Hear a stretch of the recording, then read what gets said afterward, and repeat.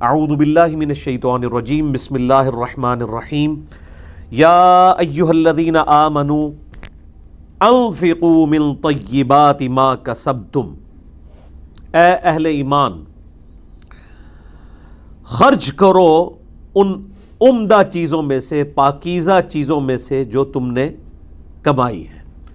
تو یہ پہلی قید تو لگا دی کہ وہ چیز پاکیزہ ہونی چاہیے، حرام کا مال نہیں۔ یعنی طیبات کا اگر ہم ظاہری معنی لیں گے تو وہ پاکیزہ چیز، اور اگر اس کو روحانی طور پہ دیکھیں گے تو پھر اس میں وہ ساری چیزیں، وہ تمام شرائط داخل ہوں گی جو اللہ تعالیٰ کو ریکوائرڈ ہے۔ یعنی ریاکاری سے بھی پاک ہو، اور حلال طریقے سے کمایا گیا ہو، خود بھی مال حلال ہو، اور حلال مال میں بھی ردی مال نہ ہو بلکہ عمدہ مال ہو۔ وَمِمَّا أَخْرَجْنَا لَكُم مِّنَ الْأَرْضِ، اور اس میں سے بھی جو ہم نے نکالا ہے تمہارے لیے زمین میں سے۔ یعنی ایک تو وہ مال ہے جو آپ کے پاس کنز کی شکل میں، چاہے وہ کرنسی کی شکل میں ہے، سونے کی شکل میں، چاندی کی شکل میں، اس کا آپ نے 40واں حصہ یا اسے 2.5% کہہ لیں، وہ زکوٰۃ کے طور پہ آپ نے دینا ہی دینا ہے سال میں ایک دفعہ۔ اور جو زمین اگاتی ہے اس میں پھر آپ کو پتہ ہے 4 گنا زکوٰۃ ہے، اسے عشر کہا جاتا ہے۔ تو وہ ٹوٹل آمدن کا 10واں حصہ ہوتا ہے۔ یہ تو 40واں ہوتا ہے، وہ 10واں ہوتا ہے، یعنی 100 میں سے 10 روپے۔ اور یہ بھی اس صورت میں جب زمین جو ہے وہ بارانی ہوگی، یعنی جس کو نیچرل اریگیشن اویلیبل ہوگی بارش کے ذریعے۔ جہاں پر آپ کو خود محنت کرنی پڑتی ہے کنواں لگا کے، یا ٹیوب ویل کے ذریعے، یا نہری پانی کو خود سک کرنا پڑتا ہے بجلی والی موٹر لگا کے، تو ظاہر ہے اس میں پھر آپ کا خرچہ بھی ہو رہا ہے، تو اس میں پھر جو زمین کی زکوٰۃ ہے وہ پھر آدھی رہ جائے گی، پھر وہ 20واں حصہ ہوگا۔ زکوٰۃ 40واں حصہ ہوتا ہے، یعنی جو بھی رقم ہے ڈیوائیڈڈ بائی 40۔ 100 کو 40 پہ ڈیوائیڈ کریں تو کیا آنسر آتا ہے؟ 2.5۔ 40واں حصہ اور پرسنٹیج میں 2.5%، 2.5%۔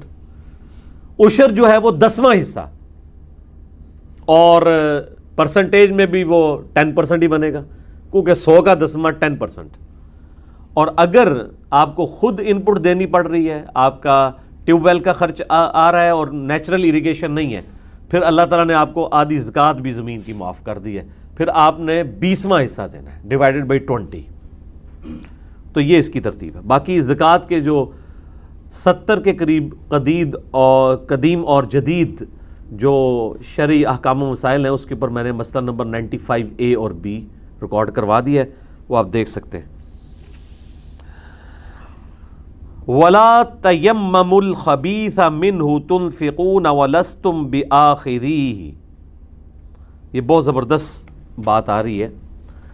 اور مت قصد کرو ردی مال کا اللہ کی راہ میں خرچ کرنے کے اعتبار سے، وَلَسْتُمْ بِآخِذِيهِ إِلَّا أَن تُغْمِضُوا فِيهِ، کہ وہی مال اگر تمہیں کوئی دے تو تم کبھی بھی اس سے قبول نہ کرو بجز اس کے کہ تم چشم پوشی کر لو۔ تو اللہ تعالیٰ بھی چشم پوشی کرتا ہے، گناہوں پہ پردہ رکھنے والا ہے، لیکن اللہ تبارک و تعالیٰ کی ریکوائرمنٹ یہ نہیں کہ اس کو ردی مال دیا جائے۔ جیسے گھر میں کوئی بالکل چیز بیکار ہو گئی ہے تو اب وہ اللہ کی راہ میں خرچ کرنی ہے۔ اچھا، اس کا یہ بھی مطلب نہیں ہے کہ اگر گھر میں کوئی چیز ردی ہو گئی ہے تو اب اسے اٹھا کے کوڑے کے ڈھیر پہ پھینک دیا جائے، تو ضائع ہو جائے گا۔ ویسے آج کل تو وہ بھی ضائع نہیں ہوتا، میں نے دیکھا ہے کہ لوگ تلاش میں ہوتے ہیں، ایسے جو بیچارے غریب لوگ ہیں، تو وہ اس کی چھان پھٹک کر کے اگر وہ استعمال کی چیز ہو تو رکھ لیتے ہیں، لیکن بہرحال اس سے تو بہتر ہے کسی کو دے دی جائے۔ یہ کہا جا رہا ہے کہ اگر کوئی شخص افورڈ کر سکتا ہے تو وہ کیوں ردی مال اللہ کی بارگاہ میں دیتا ہے، اچھا مال دے۔ اور یہ میں نے دیکھا اسٹیٹ آف مائنڈ ہوتی ہے، ایک آپ نے ذہنی طور پہ ایک فیصلہ کرنا ہے، اور یہ کوئی مشکل کام نہیں ہے۔ ویسے بڑا عجیب لگ رہا ہوتا ہے کہ آپ نیا جوڑا کسی کو لے کے گفٹ کریں، یا اسی طریقے سے نئی چیز کوئی کسی کو گفٹ کریں، کسی غریب بندے کو، انسان کی کوشش ہوتی ہے کہ پرانا دیا جائے۔ حالانکہ اکثر لوگ ایسے ہیں جو ان چیزوں کو بھی غنیمت سمجھ کے لے لیتے ہیں جن کو آپ ردی سمجھ کے چھوڑ دیتے ہیں، کیونکہ ان کے لیے وہ بڑی اہمیت کے حامل ہوتی ہے چیز۔ تو بہرحال اللہ تعالیٰ فرما رہے ہیں کہ مجھے اگر دینا ہے نا تو ردی مال نہ دو، مجھے دینا ہے تو پھر وہ مال دو کہ اگر تمہیں کوئی شخص اس طرح کا مال دے تو تم چشم پوشی کر دو گے، ورنہ تو یقیناً تم کبھی نہیں لوگے۔ اور اسی کا کلائمیکس ہے وہ سورہ آل عمران کی آیت جو چوتھے پارے کے سٹارٹ میں ہے، لن تنالوا البر حتی تنفقوا مما تحبون، ہرگز نہیں، کبھی بھی تم نیکی کے اعلیٰ درجے کو نہیں پہنچ سکتے جب تک کہ اپنی پسندیدہ چیزیں اپنے رب کے حضور پیش نہ کر دو۔ اچھا، یہ آیت جنرل ہے، پسندیدہ چیز میں آپ کی ہر وہ چیز جو اللہ تعالیٰ آپ سے مانگتا ہے، جو سورہ توبہ میں آیا کہ ہم نے مومنین کی جانیں اور مال جنت کے بدلے میں خرید لی ہیں۔ اب مومنین کو چاہیے کہ اس بیعت کے اوپر جو انہوں نے اللہ سے کی ہے، یعنی اپنے آپ کو اللہ کے آگے بیچ دیا ہے، بیع عربی میں کہتے ہیں بیچنے کو۔ اب یہ حیران کن بات ہے کہ یہ بیعت پیروں کی کس طرح لوگ چلا رہے ہوتے ہیں، پیروں کے سامنے کون اپنا آپ بیچ سکتا ہے؟ ہاں، اللہ کے رسول کے آگے جو بیعت کی جاتی ہے وہ اللہ کی بیعت لے رہے ہوتے ہیں ریپریزنٹیٹو بن کے۔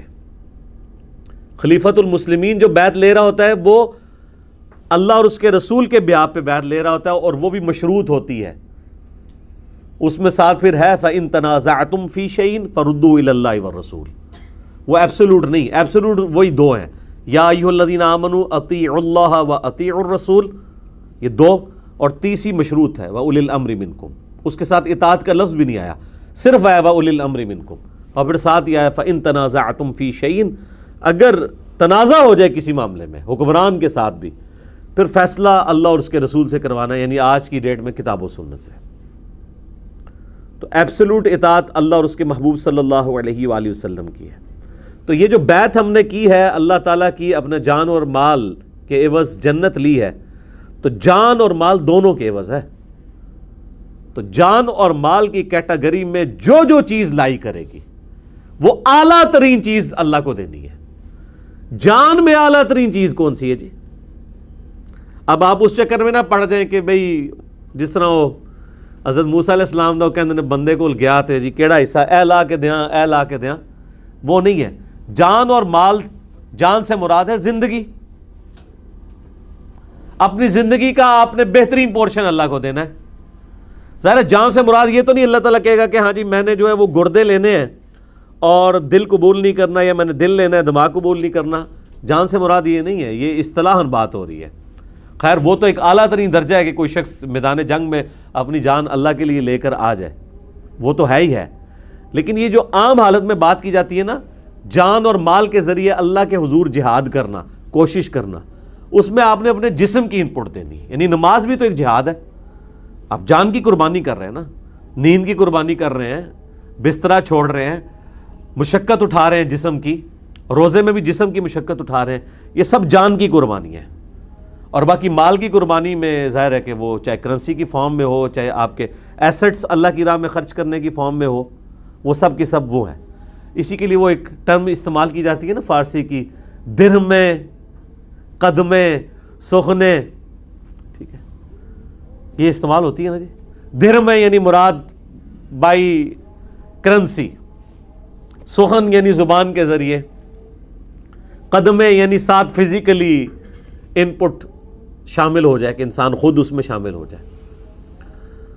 تو لن تنالوا البر حتی تنفقوا مما تحبون میں اگر جان کی بات کی جائے نا تو یہ ہے میرے بھائیو جوانی، کیونکہ انسان کی جو جان میں سب سے قیمتی چیز ہے اس کی جوانی کا پورشن ہے۔ بڑھاپے کا پورشن تو ردی پورشن ہے، اس وقت تو شیر بھی شکار کرنا چھوڑ دیتا ہے۔ در جوانی توبہ کردن شیوہ پیغمبری، یہ پیغمبروں کا شیوہ ہے کہ جوانی میں توبہ کی۔ وہ جو بخاری مسلم میں حدیث ہے 7 لوگوں کو اللہ کے عرش کا سایہ نصیب ہوگا، اس میں سے ایک شخص وہ بھی ہے جس نے جوانی میں توبہ کی۔ تو ظاہر ہے کہ اب جوانی کی جو ایج ہے وہ ہر بندے کی اپنی ہے، لوگوں کی ڈیفینیشنز اپنی ہیں۔ باقی اسلام کی اگر ڈیفینیشن میں جوانی دیکھی جائے تو پیک عمر جوانی کی تو 40 ایئرز ہے، یہ آخری ہے، اس کے بعد پھر مڈل ایج شروع ہو جاتی ہے۔ تو 40 سال کی عمر سے پہلے والا پورشن سب سے بیسٹ پورشن ہے اللہ کو دینے والا۔ سیکنڈ پورشن جو ہے وہ 40 سے 60 کے درمیان ہے، کیونکہ جامعہ ترمذی میں حدیث ہے کہ میری امت کی ایوریج عمر جو ہے وہ 60 سال ہوگی۔ 60 یعنی یہ 20 سے 60، اور 60 سال تو ایسا ہے جس میں آپ کو گورنمنٹ بھی ریٹائر کر دیتی ہے کہ سر بس، یعنی واقعی بوڑھے ہونے کی ڈکلیریشن ہو جاتی ہے۔ اب تو وہ بھی سنا ہے کہ عمر 55 پہ لے کے آ رہے ہیں، 60 والی بھی۔ تو زندگی کا بہترین پورشن آپ کی جوانی، جب آپ کے سارے اعصاب کام کر رہے ہیں اور آپ پوری ایفرٹ جس طرح اپنے باقی ذاتی معاملات کے لیے، کاروبار کے لیے، بیوی بچوں کے لیے ان پٹ دیتے ہیں، ایٹ لیسٹ اتنی تو دینی چاہیے نا اللہ کے لیے بھی۔ ویسے کہانیاں آپ لوگوں سے سن لیں جی، وہ جی دین دنیا ساتھ ساتھ چلنا چاہیے۔ تو اگلا کاؤنٹر کوشچن کیا جائے، یہ ساتھ ساتھ سے مراد آپ یہی کہہ رہے ہوں گے کہ 12 گھنٹے جو ہے وہ دنیا کی کمائی کے لیے اور 12 اللہ کے لیے، تو نال ہی پھر کریں گے، منہ اڈن گے یار، ایک کہتا ہے، کیونکہ ہم یہ سوچ تو نہیں رہے ہوتے نا، دین دنیا ساتھ ساتھ، وہ کہتے ہیں دونوں چیزیں ساتھ ساتھ 50-50% لے کے چلنا ہے۔ 50% تو آپ سوچ بھی نہیں سکتے سر، آپ اپنی اس زندگی کی زکوٰۃ کا حصہ بھی نہیں اللہ کو دے رہے، یعنی آپ 2.5% ٹائم بھی نہیں دے رہے 100 میں سے۔ باقی آپ اگر فرائض کی بات کریں وہ تو obligatory ہیں، وہ تو کرنے ہی کرنے ہیں، اس سے ہٹ کے آپ کیا ان پٹ دے رہے ہیں۔ جو کامیابی کی 4 شرائط میں سے آخری 2 شرائط ہیں، وَتَوَاصَوْا بِالْحَقِّ اور وَتَوَاصَوْا بِالصَّبْرِ۔ پہلی 2 چیزیں تمہاری زندگی کا حصہ ہیں، چاہے ایمان لانا ہو یا عمل صالح۔ خیر یہ الگ سے ایک ٹاپک ہے، بہرحال اس میں اللہ تعالیٰ نے دیکھیں کس طریقے سے انسان کو چوٹ لگائی ہے کہ اللہ کے حضور ردی مال نہ دو، کہ تمہیں کوئی وہ مال دے رہا ہو تو تم کبھی بھی اس سے قبول نہ کرو، الا یہ کہ چشم پوشی کر لو۔ وَاعْلَمُوا، اور خوب جان لو، ان اللہ غنی حمید، اللہ تعالیٰ تو غنی ہے، بے پرواہ ہے اور حمید ہے، یعنی ایسی حمد والا ہے کہ جو اپنی ذات کے اندر خود ستودہ صفات ہے، اس کی کوئی تعریف کرے یا نہ کرے، اس کی ذات خود حمد کے لائق ہے، یعنی وہ محتاج نہیں کسی کی حمد بیان کرنے کی۔ تو یہ بڑی انٹلیکچوئل اللہ تعالیٰ کی صفات بیان ہوئی ہیں یہاں پہ۔ غنی اس لیے کہہ دیا کہ بار بار یہ جو توجہ دلائی جا رہی ہے کہ اللہ کی راہ میں خرچ کرو، تو اس کا یہ مطلب نہیں کہ اللہ غریب ہے اور تم امیر ہو، نہیں، تمہیں بھی جو دیا وہ اللہ نے دیا ہوا ہے، لہٰذا اللہ تعالیٰ کو کوئی پرواہ نہیں ہے۔ اور حمید کہ اللہ تعالیٰ کسی کی حمد کا بھی محتاج نہیں ہے، وہ خود اپنی ذات میں ستودہ صفات ہے۔ سبحان اللہ وبحمدہ عدد خلقہ ورضا نفسہ وزنۃ عرشہ ومداد کلماتہ، آمین۔ اب اللہ کی راہ میں جو مال خرچ کرنے میں سب سے بڑی ہرڈل ہے، اس کو ایڈریس کیا جا رہا ہے۔ الشیطان یعدکم الفقر، شیطان تمہیں ڈراتا رہتا ہے غربت سے، فقیری سے، تنگ دستی سے۔ وَيَأْمُرُكُمْ بِالْفَحْشَاءِ، اور تمہیں بے حیائی کا حکم دیتا ہے۔ اچھا یہ 2 ہی پاسبلٹیز ہو سکتی ہیں، بڑی حیران کن بات ہے، یا تو انسان امیر ہوگا یا غریب ہوگا۔ غریب آدمی کو کیا ڈر ہوگا اللہ کی راہ میں خرچ کرنے کا کہ میں تو پہلے ہی غریب ہوں، تنگ دست نہ ہو جاؤں۔ اور امیر آدمی کو شیطان کیا ڈر چلائے گا، یہ تنگ دستی والا تو کرے ہی کرے گا، لیکن جو بہت امیر ہے وہ تو اس سے بھی نہیں ڈر رہا ہوگا، اس کو وہ بے حیائی کے کاموں میں لگا دے گا۔ آپ دیکھتے ہیں جتنے امیر لوگ ہیں، جو زیادہ امیر ہیں الا ماشاء اللہ، وہ بے حیائی کے اندر مبتلا ہو جاتے ہیں۔ تو 2 ہی پاسبلٹیز ہیں، یا تو مال کم ہونے کا خدشہ دلاتا رہے گا، اور اگر مال کم ہونے کا خدشہ نہیں نہ دلائے گا تو مال تو آپ خرچ کر رہے ہوں گے اللہ کی راہ میں، لیکن ساتھ ہی ساتھ آپ بے حیائی میں مبتلا ہوں گے، جس کی نمائندہ مثال یہ طوائفیں ہیں، اللہ کی راہ میں خرچ بھی بہت کرتی ہیں، کسی مہینے میں 11ویں بھی مس نہیں کرتی، محرم کی بھی کوئی نیاز مس نہیں کرتی، اور دوسری طرف بے حیائی والا معاملہ بھی ہے۔ آپ کے دیندار طبقے میں بھی آپ دیکھیں گے کتنے لوگ ہیں وہ اللہ کی راہ میں خرچ بھی کر رہے ہوں گے، اور جب کوئی ڈانس پارٹی آئے گی یا کوئی اس طرح کی ایکٹیویٹیز آئیں گی، وہاں بھی پھر آپ دیکھیں گے وہ کیسے خرچ کریں گے۔ تو بے حیائی والا معاملہ بھی ساتھ میں چل رہا ہوگا. تو اللہ تعالیٰ نے یہ دونوں دروازے بند کر دیے ہیں. ایک تو تنگ دستی کا خوف نہیں کھانا اور دوسرا مال کو بے حیائی میں نہیں لگانا. اچھا ہمیں بتایا گیا جی اللہ تعالیٰ تو بس چھوٹی سی بات پہ ہی راضی ہو جاتا ہے. مجھے تو قرآن میں کہیں نہیں نظر آیا کہ اللہ تعالیٰ چھوٹی سی بات پہ راضی ہوتا ہے. اس نے تو قدغن ہی اتنی لگائی ہوئی ہے. سر عام ایک ذہین آدمی اس کی آپ ریکوائرمنٹس نہیں پوری کر سکتے, اور اللہ جو ذہین بھی ہے اور شرک کے بارے میں سینسٹیو بھی ہے, ذرا سی ریاکاری کو بھی پسند نہیں کرتا, تو اس کی قدغن پھر اسی طریقے سے ہوگی. مسند احمد میں حدیث ہے, جس نے دکھلاوے کے لیے روزہ رکھا اس نے شرک کیا, جس نے دکھلاوے کے لیے صدقہ کیا اس نے بھی شرک کیا, اور جس نے دکھلاوے کے لیے نماز پڑھی اس نے بھی شرک کیا. اچھا نماز پڑھنے میں کوئی شرک کیسے ہو سکتا ہے؟ سب سے بڑی توحید کی علامت ہی نماز ہے, جس میں آپ نہ صرف اللہ کی حمد بیان کرتے ہیں بلکہ پوسچرز بھی بناتے ہیں. ہم کیوں کہتے ہیں کہ نماز کے لیے پرے کا لفظ نہیں بولنا چاہیے؟ یہ ورشپ ہے, نماز پرے نہیں ہے. یہ پرے کی ٹرم جو ہے وہ کرسچن سے آئی ہے, کیونکہ وہ خالی دعائیں کر رہے ہوتے ہیں. مسلمان تو ورشپ کرتے ہیں, اپنے ہر پوسچر میں پرے بھی پیرلل میں کر رہے ہوتے ہیں اور اپنے اعضاء کو اللہ تعالیٰ کے سامنے پریزنٹ کر رہے ہوتے ہیں. کبھی قیام کی شکل میں, کبھی رکوع کی شکل میں, کبھی یوں ارسال الیدین کی شکل میں قومے میں, کبھی سجدے میں, کبھی دو سجدے کے درمیان بیٹھ کے یا تشہد میں بیٹھ کے. یہ تمام پوسچرز میں بیٹھنا جو ہے یہ بھی عبادت کی ڈیمونسٹریشن ہے, اور اس کے اندر جو پڑھنا ہے وہ پڑھنے والا پورشن پرے ہے. نماز پوری پرے نہیں ہے, پرے نماز کا ایک جز ہے. باقی جو آپ پوسچر بنا رہے ہیں وہ تو ورشپ ہے, عبادت ہے. تو نماز کے اندر شرک کیسے آ گیا جی؟ جس نے دکھلاوے کے لیے نماز پڑھی اس نے شرک کیا. اس سے آپ اللہ تعالیٰ کی سینسٹیوٹی کا لیول کا اندازہ کر سکتے ہیں. نماز جو خالصتاً آپ اللہ کے لیے پڑھ رہے ہیں, پڑھنے کے دوران بھی آپ کو یہ گمان بھی نہیں ہے کہ آپ غیر اللہ کے سامنے جھکے ہوئے ہیں, اللہ اس کو پھر بھی شرک کہہ رہا ہے اگر ریاکاری کے لیے کر رہے ہیں. حتیٰ کہ سنن ابن ماجہ میں حدیث ہے کہ جس شخص نے نماز کا سجدہ اس طرح لمبا کیا کہ اس نے, مسند احمد میں بھی یہ حدیث کہ اس کو کوئی دیکھ رہا تھا اور اس کی وجہ سے اس نے نماز کو تھوڑا طول دے دیا, تو یہ بھی شرک میں شمار ہو جائے گا.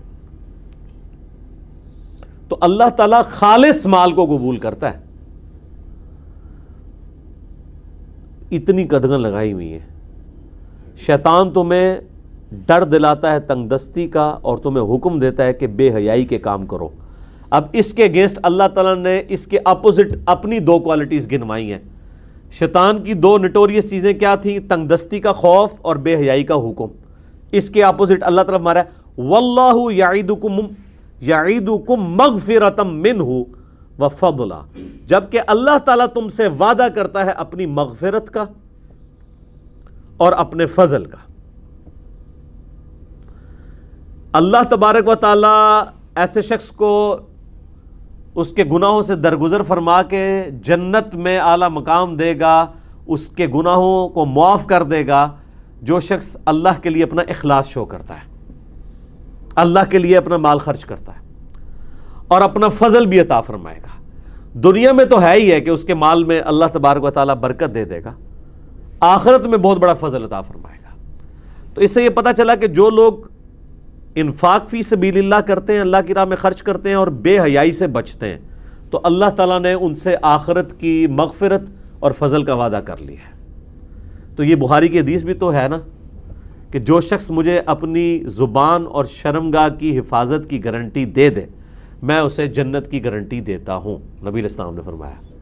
تو یہ دیکھ لیں, اس کی جڑ قرآن میں بھی ہے کہ اللہ تعالیٰ بے حیائی کے اگینسٹ کہہ رہا ہے کہ جو بے حیائی سے بچ جائے گا نا تو میں مغفرت اس کی کر دوں گا, اور جو تنگ دستی کا جو ڈر رکھ کے اس ڈر کو اوور کم کر کے اللہ کی راہ میں خرچ کر لے گا میں اسے اپنے فضل کی بشارت دیتا ہوں. اللہم انی اسألک من فضلک ورحمتک, آمین. واللہ واسع علیم, اللہ تعالیٰ وسعت والا ہے, علم والا ہے. یعنی اللہ تبارک و تعالیٰ کی اتنی وسعت ہے کہ وہ سب کو بھی نوازے، کوئی فرق نہیں پڑتا، اور علم والا ہے اور اسے یہ پتہ بھی ہے کہ کون اس قابل ہے کہ اسے نوازا جائے آخرت کے اندر۔ دنیا میں تو وہ اپنے دشمن کو بھی دے گا، آخرت کی بات ہو رہی ہے، یہ اللہ کو پتہ ہے۔ یؤتی الحکمت من یشاء، وہ جسے چاہتا ہے حکمت عطا فرما دیتا ہے، دانائی۔ ومن یؤت الحکمہ، اور جسے اس نے دانائی، عقل مندی اور حکمت دے دی، فقد اوتی خیرا کثیرا، تو بے شک اسے خیر کثیر عطا کر دی گئی۔ یعنی اللہ تعالیٰ ہمارا سب سے بڑی خیر ہے کسی کو دانائی مل جائے۔ یہ اس کا ذکر یہاں پہ کیوں آیا ہے؟ دنیا میں تو عقل مند اسے مانا جاتا ہے جو مال جوڑ کے رکھتا ہے، اللہ کے نزدیک عقل مند وہ ہے جو مال اللہ کی راہ میں لگا دے، اور اللہ کی راہ میں مال لگانے والا تو بڑا دانا ہے، اس کو اللہ نے حکمت دے دی، وہ بڑا سیانا ہے کیونکہ اس کا مال ضائع نہیں ہو رہا۔ دنیا کا کرائٹیریا مال کے سیونگ کا اور ہے، اللہ کے نزدیک اور ہے۔ بخاری مسلم میں دونوں میں حدیث ہے، نبی علیہ السلام نے فرمایا کہ انسان کہتا ہے میرا مال میرا مال میرا مال، حالانکہ تیرا مال تو وہ ہے جو تو نے کھا کر ختم کر دیا یا پہن کر بوسیدہ کر دیا یا اللہ کی راہ میں خرچ کر کے قیامت کے دن کے لیے محفوظ کر لیا، باقی جو بچ گیا وہ تیرے ورثاء کا مال ہے۔ تو نبی علیہ السلام نے فرمایا تمہارے 3 مال ہیں، اچھا ان 3 میں سے بھی 2 ضائع ہو چکے دنیا میں، پہن کے اور کھا کے۔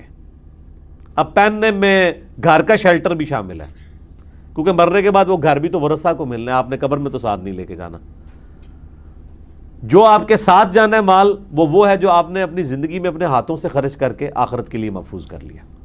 اور وہی مسلم شریف میں حدیث ہے کہ مردے کو 3 اعمال کا ثواب ملتا ہے، اس میں سے ایک عمل صدقہ جاریہ جو اپنی زندگی میں اس نے کر لیا، دوسرا علم کی بات اگر کسی کو سکھائی تھی وہ بھی اس نے خود کیا ہے، وہ بھی اسے ثواب ملنا، اور تیسرا نیک اولاد جو اس کے لیے دعا کرتی ہے۔ اور پھر بخاری مسلم کی وہ حدیث کہ انسان کے 3 دوست ہیں جن میں سے 2 قبر سے باہر رہ جاتے ہیں اور ایک ہی قبر میں ساتھ جاتا ہے، اس کے رشتہ دار اور مال باہر رہ جاتا ہے اور اعمال ساتھ جاتے ہیں، اور اعمال میں آپ کے سارے اعمال ساتھ جائیں گے، آپ کے وہ والا مال بھی آپ کا ساتھ جا رہا ہے جو آپ نے اللہ کے لیے خرچ کر لیا، جو نہیں کیا تھا وہ پیچھے رہ گیا۔ تو اللہ تعالیٰ ہمارے عقل مند تو وہ ہے نا، اصل میں یہ اس کو جوڑا اس کے ساتھ گیا ہے کہ عقل مند وہ ہے جو اللہ کی راہ میں خرچ کر کے ہمیشہ کے لیے محفوظ کر لیتا ہے، جسے حکمت وہ چاہتا ہے عطا فرماتا ہے، اور جسے حکمت دی گئی اسے خیر کثیر دی گئی۔ وما یذکر الا اولو الالباب، اور نصیحت تو نہیں قبول کرتے مگر عقل مند لوگ۔ تو یہاں اللہ تعالیٰ نے عقل مندوں کی نشانی بھی بتا دی ہے کہ جو اللہ کی دھمکی سے ڈر جائیں، اس کے پیغمبروں کی دعوت کو قبول کر لیں، وہ عقل مند لوگ ہیں۔ وما انفقتم من نفقۃ او نذرتم من نذر، اور جو کچھ بھی تم مال خرچ کرتے ہو اللہ کی راہ میں یا جو منت مانتے ہو، تو یقیناً فإن اللہ یعلمہ، یقیناً اللہ تعالیٰ اس کو جانتا ہے۔ وما للظالمین من انصار، اور ظالموں کا کوئی مددگار نہیں ہوگا۔ یعنی اللہ تعالیٰ کو پتہ ہے تم نے اخلاص کے ساتھ کیا یا نہیں کیا، ایون چھپا کے بھی کیا تو ٹینشن نہیں لینی کہ اللہ کو کیسے پتہ چلے گا، اللہ کو ہر چیز کا پتہ ہے۔ تو یہ عقل مندی کا تقاضا بھی یہی ہے، سمجھداری کا تقاضا بھی یہی ہے کہ انسان اپنے مال کو ہمیشہ کے لیے محفوظ کر لے اللہ کی راہ میں خرچ کر کے، لیکن اس میں ایگزیجریشن بھی نہیں ہونی چاہیے، یہ بھی ذرا ذہن میں رکھیے گا۔ بعض لوگ سب کچھ ہی لٹا کے چلے جاتے ہیں، تو نبی علیہ السلام نے اس سے بھی منع فرمایا ہے۔ بخاری مسلم دونوں میں حدیث ہے، سعد ابن ابی وقاص کہتے ہیں کہ فتح مکہ کے موقع پر میں اتنا بیمار ہوا کہ مجھے لگا کہ اب میں نہیں بچوں گا۔ اب فتح مکہ ہو رہی ہے 8 ہجری میں، اور سعد ابن ابی وقاص وہ صحابی ہیں جو سب سے آخر میں فوت ہوئے ہیں بدری صحابہ میں سے 56 ہجری میں۔ آخری بدری صحابی جو فوت ہونے والے ہیں وہ سعد ابن ابی وقاص ہیں۔ تو 8 ہجری میں وہ کہتے ہیں میں اتنا بیمار ہوا کہ مجھے یقین ہوگا کہ میں نہیں بچوں گا۔ تو حضور علیہ السلام میری عیادت کے لیے آئے، تو میں نے کہا یا رسول اللہ میری تو ایک ہی بچی ہے، تو میں چاہ رہا ہوں کہ میں اپنا مال اللہ کی راہ میں خرچ کرتا ہوں۔ تو کیا میں 2/3 مال اللہ کی راہ میں خرچ کر دوں؟ تو آپ نے اجازت نہیں دی۔ پھر ان کا یا رسول اللہ میں آدھا مال اللہ کی راہ میں خرچ کر دیتا ہوں۔ آپ علیہ السلام نے اس کی اجازت بھی نہیں دی۔ پھر بڑی مشکل سے 1/3 مال کی اجازت آپ نے دی، اور پھر آپ نے فرمایا کیا تم یہ چاہتے ہو کہ تمہاری اولاد مرنے کے بعد لوگوں سے مانگتی پھرے؟ اس سے بہتر ہے کہ تم ان کے لیے چھوڑ کے مرو۔ یہ ایک ڈیٹم لائن ہے حدیث میں کہ 1/3 سے زیادہ مال کوئی شخص اپنی جائیداد کا اپنی زندگی میں کسی کے لیے ہبہ وصیت نہیں کر سکتا۔ 1/3، 2/3 مال اسے چھوڑ کے مرنا ہوگا، اور یہ 1/3 بھی ایز اے لاسٹ ریزارٹ ہے۔ بعض لوگ یہ کرتے ہیں کہ وہ جناب آدھی سے زیادہ جائیداد ہی اللہ کی راہ میں دے دیتے ہیں، کہتے ہیں جی اللہ نے دیے اتنا ہوا ہے تو میں خرچ کر دوں، اپنے ہاتھوں خرچ کر جاؤں۔ یعنی ان کو یہ امید نہیں ہوتی کہ ہماری اولاد پیچھے سے یہ کرے گی، تو اولاد کی ایسی تربیت کرے نا کہ اولاد بھی اللہ کے کاموں میں لگائے اس کے۔ تو بہرحال چونکہ اسلام میں مال و دولت کا مالک اللہ ہے، لہٰذا اللہ نے آپ کو اجازت نہیں دی ہے کہ آپ اللہ کے مال کو 1/3 سے زیادہ مال آپ وصیت کر سکیں کسی، اور وصیت غیر وارث کے لیے ہوگی۔ وصیت یہ ہوتی ہے کہ میرے مرنے کے بعد فلاں کو ملے، وہ وارث کو نہیں آپ کر سکتے، کیونکہ وارث کو وہی ملنا ہے جو آپ کے وراثت کے قوانین آئے ہیں سورہ نساء کے اندر۔ ہاں حبہ آپ اپنی زندگی میں کر سکتے ہیں، وارث کو بھی کر سکتے ہیں، لیکن وہ اپنی زندگی میں اپنے ہاتھوں سے دینا ہوگا، لیکن اپنی زندگی میں وراثت آپ تقسیم نہیں کر سکتے، کیونکہ یہ تو پتہ ہی نہیں پہلے کس نے مرنا ہے۔ یہ تو سعد ابن ابی وقاص کو نہیں پتا انہوں نے مر جانا ہے کہ نہیں مرنا، تو آپ کو کیسے پتہ ہے؟ مرنے کے بعد وراثت تقسیم ہوتی ہے۔ اکثر لوگ کہتے ہیں جی میں اپنے ہتھے ہی دے جاواں، پچھو لڑتے رہن گے، لڑنا انہوں نے پھر بھی ہے پچھو، بے فکر وہ ہتھی دے بھی جاؤ پھر بھی لڑن گے، کیونکہ ذرا سا اونچ نیچ ہوگی نہ تو انہوں نے کہنا ہے پیو نو پٹو پا لیا سی، اے نکے والے نے، اے وڈے والے نے، لڑنا انہوں نے ہے جے، یہ ذہن نہیں رکھنا۔ اللہ یہ کہ جس کو خوف خدا ہوگا وہ تو معاملہ الگ ہے۔ تو اللہ تبارک و تعالیٰ اس چیز کو ناپسند کرتا ہے کہ کوئی شخص جو ہے وہ سارا مال ہی اللہ کی راہ میں لوٹا دے اور پھر پچھلے جو ہیں وہ مانگتے پھریں۔ اس چیز کو نبی علیہ السلام نے ناپسند فرمایا۔ یہی وہ چیز ہے جسے دین کی سمجھ بوجھ کا نام دیا گیا ہے، جو بخاری اور مسلم دونوں میں حدیث ہے، اللہ تعالیٰ جس کے ساتھ بھلائی کا ارادہ فرماتا ہے اسے دین کی فقہ عطا فرما دیتا ہے، اور اللہ عطا فرماتا ہے میں تقسیم کرتا ہوں، یعنی علم دین اللہ نے عطا فرمایا، تقسیم میرے ذریعے ہوتا ہے۔ یہ آدھی حدیث وہ بریلوی کوٹ کرتے ہیں نا کہ رزق بھی جو ہے وہ اللہ دیتا ہے اور نبی علیہ السلام تقسیم کرتے ہیں، یہ دین کے علم کی بات ہو رہی ہے، اور ظاہر دین تو ہم نبی علیہ السلام سے ہی سیکھیں گے۔ تو آپ دیکھیں یہ جو حدیث ہے نا کہ اللہ تعالیٰ جس کے ساتھ حکمت یعنی بھلائی کا ارادہ فرماتا ہے اسے دین کی فقہ عطا فرما دیتا ہے، اسی کو سپورٹیو یہ آیت بھی آ گئی ہے کہ اللہ تعالیٰ فرماتا ہے وَمَن يُؤْتَ الْحِكْمَةَ فَقَدْ أُوتِيَ خَيْرًا كَثِيرًا، جسے اللہ تعالیٰ حکمت دے دے اسے خیر کثیر دے دے، یعنی اس کا بھلائی کا ارادہ فرما لیا نا اللہ تعالیٰ نے۔ اِن تُبْدُوا الصَّدَقَاتِ، اگر تم اپنے صدقات کو ظاہر کرتے ہو، فَنِعِمَّ مَا ہِیَ، تو یہ بہت اچھی بات ہے۔ بعض اوقات جینون ضرورت پڑ جاتی ہے کسی کو ترغیب دلانے کے لیے، آپ کی ریاکاری کی نیت نہیں ہے، لیکن بعض اوقات اعلانیہ اس لیے بھی صدقہ اور خیرات کرنا پڑ جاتا ہے کہ جس کو آپ مال دے رہے ہیں یہ نہ ہو کہ وہ پھر 4 بندوں سے اور بھی مانگتا پھرے، تو بعض اوقات 3-4 بندوں کی موجودگی میں مال دے دیا جاتا ہے تاکہ یہ نہ ہو کہ مطلب یہ وہ ایک ہی مسجد کا جس طرح بل ہوتا ہے وہ 50 بندوں سے وہ جمع کر رہے ہوتے ہیں، بھئی بل مل گیا اب ختم۔ تو اس میں پھر بعض کا ضروری ہوتا ہے کہ جب آپ کو ایسے لوگوں سے خطرہ ہونا کہ جو ہر بندے سے وہ مال کریں گے، اور پھر آپ کا تعلق بھی ایسا ہے کہ آپ مال دینا بھی ہے آپ نے، ورنہ تو بعض اوقات اگر تعلق والی جگہ نہ ہو تو انسان تو ویسے ہی پھر ایسے لوگوں کو لفٹ نہیں کرواتا، لیکن جن کو مجبوراً لفٹ کروانی پڑ جائے پھر یہ تھوڑا سا اہتمام کر لیا جائے کہ اعلانیہ کر دیا جائے، اور باقی لوگوں کو بھی بتا دیا جائے کہ بھائی اس کی یہ ضرورت تھی میں نے پوری کر دی ہے، یہ نہ ہو اب آپ لوگوں سے بھی مانگتا پھرے۔ تو اس لیے اس کی اجازت دی گئی ہے کہ اللہ طرف ہمارا یہ بہت اچھی بات ہے اگر کوئی ظاہری طور پہ بھی خیرات کرتا ہے۔ وَإِن تُخْفُوهَا، اور اگر تم پوشیدہ رکھ کے کرو، وَتُؤْتُوهَا الْفُقَرَاءَ فَهُوَ خَيْرٌ لَكُمْ، اور تم فقیروں کو مال دو تو یہ تمہارے لیے اس سے بھی زیادہ بہتر ہے۔ دونوں آپشن اس لیے رکھ لیے کہ بعض کا جینون ضرورت پڑ جاتی ہے۔ جیسے میں نے کئی دفعہ بتایا کہ اللہ تعالیٰ کو طلاق ناپسند ہے لیکن ہے حلال۔ ناپسند اس صورت میں ہے جب آپ کسی کے ساتھ ناجائز یہ معاملہ کر رہے ہوں طلاق والا، یا چھوٹی سی بات جس پہ طلاق نہیں بنتی تھی آپ اس ایکسٹریم پہ چلے گئے۔ لیکن جہاں پہ معاملات بگڑ جائیں وہاں تو طلاق ہی سلوشن ہے۔ جس طرح کہ آپریشن کرنا بعض اوقات سلوشن ہوتا ہے ایک بڑی کاز کے لیے۔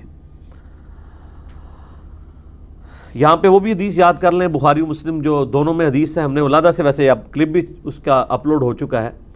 7 لوگ جنہیں عرش کا سایہ نصیب ہوگا، اس میں سے ایک یہ بھی تھا کہ وہ دائیں ہاتھ سے صدقہ کرے اور بائیں کو خبر نہ ہو، یعنی چھپا کے صدقہ کرنا۔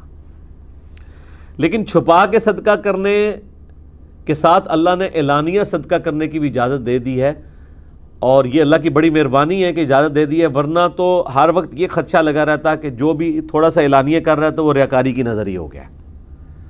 اب جو اعلانیہ کر رہے ہیں نا، اس کے جو دل والا معاملہ ہے نا، وہ اللہ کے سپرد ہے۔ وہ آپ نہیں کسی کو کہنا کہ یہ ریاکاری کر رہا ہے، وہ اس نے خود اپنے اوپر چیک لگانا ہے کہ میں یہ ریاکاری کے لیے کر رہا ہوں یا اللہ کی رضا کے لیے کر رہا ہوں۔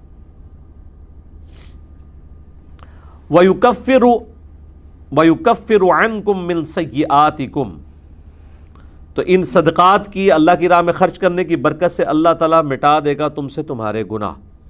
واللہ بما تعملون خبیر، اور اللہ تعالیٰ خبردار ہے ان اعمال سے جو تم کر رہے ہو۔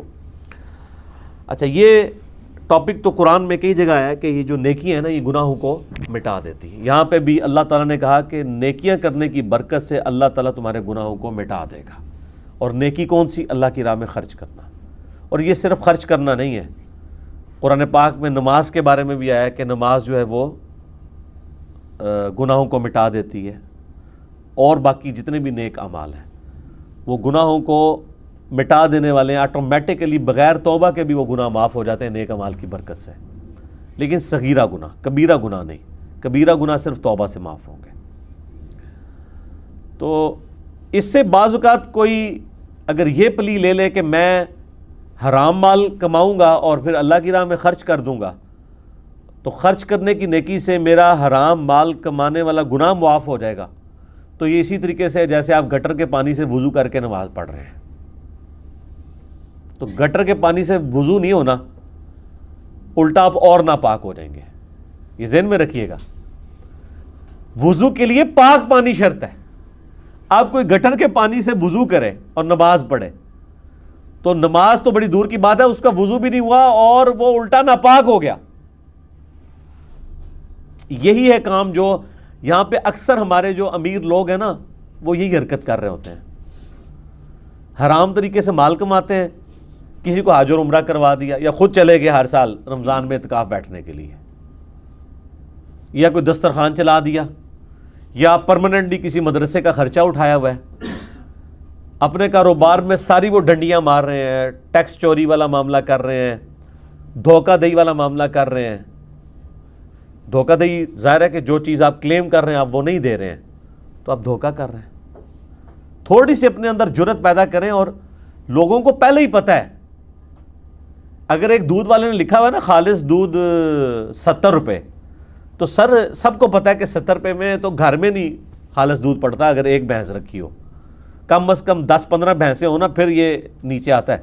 ایک بھینس آپ پال کے بھی دیکھ لیں تو 70 روپے آپ کو گھر میں بھی نہیں پڑتا خالص دودھ، تو سب کو پتہ ہے آپ نہ خالص دودھ ہی دے رہے ہیں، تو تھوڑی جرت کریں۔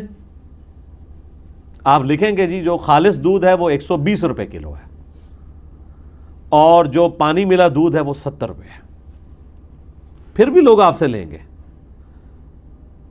اور خالص والے بھی پہنچ جائیں گے۔ خالص دودھ تو ایسی چیز ہے لوگ گھروں سے آگے لے کے جاتے ہیں، ہم نے تو ہی دیکھا ہے جن کے پاس خالص دودھ ہے نا ان کو لوگوں کو بانٹنے کی ضرورت نہیں پڑتی ہے، وہ کہیں پہ بھی بیٹھے ہو لوگ وہاں پہ پہنچ جاتے ہیں۔ تو یہ ایک سچائی کی طاقت ہوتی ہے، اس لیے انسان کو اس حوالے سے دیکھنا چاہیے کہ اپنے اندر اخلاقی جرت رکھنی چاہیے، جو مال جس طرح کا ہے وہ اس طریقے سے پریزنٹ کریں۔ لوگوں کو ویسے بھی پتہ ہے، اس چیز کا خدشہ نہ کریں کہ لوگ آپ سے نہیں لیں گے، لوگوں نے لے کے جانا ہے، ان کو کھل کے بتائیں کہ جناب یہ ہے اور اگر آپ سمجھتے ہیں اس سے بہتر آپ کو کہیں سے مل رہا ہے تو آپ وہاں سے لے لیں، میں نے تو جو صحیح بات تھی وہ آپ کو بتا دی ہے۔ لیس علیک ھداھم، آپ کے ذمہ داری نہیں ہے، آپ کے ذمہ کسی کو سیدھے راستے پر چلانا، ولکن اللہ یہدی من یشاء، بلکہ اللہ تعالی جسے چاہتا ہے سیدھی راہ پر چلا دیتا ہے۔ اس کا معنی یہ بھی ہوگا کہ اللہ تعالیٰ سیدھی راہ پر چلا دیتا ہے جو چاہتا ہے کہ اسے چلایا جائے، آپ زبردستی کسی کو ہدایت نہیں دے سکتے۔ یعنی یہ وہی بات ہے کہ جو شخص سویا ہوا ہے آپ اس کو تو جگا سکتے ہیں، اور جو آنکھیں بند کر کے لیٹا ہوا ہے آپ اس کو زبردستی جھنجھوڑ کے اٹھا ہی نہیں سکتے، کیونکہ وہ پہلے ہی جاگا ہوا ہے، وہ تو بہانہ کر کے لیٹا ہوا ہے، وہ کیسے اٹھے گا۔ وَمَا تُنْفِقُوا مِنْ خَيْرٍ فَلِأَنفُسِكُمْ، جو کچھ بھی تم خرچ کرتے ہو اپنے مال میں سے تو اس میں تمہارا ہی اپنا فائدہ ہے، اپنے لیے آخرت میں جوڑ رہے ہو نا۔ وَمَا تُنْفِقُونَ إِلَّا ابْتِغَاءَ وَجْهِ اللَّهِ، اور تم جو خرچ کر رہے ہو تو اس کے پیچھے صرف ایک ہی ریزن کار فرما ہونی چاہیے یا ہے، وہ ہے اللہ کی رضا۔ وَمَا تُنْفِقُوا مِنْ خَيْرٍ، اور جو کوئی بھی اپنے مال میں سے تم میں سے کوئی خرچ کرتا ہے اللہ تعالیٰ کے حضور، یوفا الیکم وانتم لا تظلمون، تو اللہ تعالیٰ وہ مال تمہیں لوٹا دے گا آخرت میں پورے پورے اجر کے ساتھ، اور تم پہ کوئی ظلم نہیں ہوگا۔ اور وہ تو سٹارٹ ہی اس سے ہوا تھا کہ اللہ کی راہ میں مال خرچ کرنا ایسا ہے جیسے کوئی ایک دانہ بوئے، اس میں سے 7 بالیاں نکلیں، ہر بالی میں 100 دانے ہوں، یعنی 700 ٹائمز۔ یہ جو قرآن حکیم کی آیات سٹارٹ ہوئی تھی، جو ہم نے انفاق فی سبیل اللہ کا آغاز کیا تھا آیت نمبر 261 سے، مسلسل یہ اب 21 آیات ہیں، 261 سے لے کے 281 تک، 700 گنا۔ اور پھر اس میں اللہ نے بس نہیں کی، بلکہ پھر فرمایا کہ جس کے لیے چاہے گا اس سے بھی بڑھا دے گا۔ سر دنیا میں کوئی کاروبار یہ پروفٹ دے سکتا ہے کہ 1 روپیہ لگا کے آپ کو 700 روپے مل رہے ہیں؟ ہم تو کہتے ہیں نہیں، لاکھ کے پیچھے 1000 روپیہ، اور اللہ تعالیٰ فرما رہا ہے لاکھ کے پیچھے 700 لاکھ۔ یہ اللہ تعالیٰ کے حضور ہی ہو سکتا ہے۔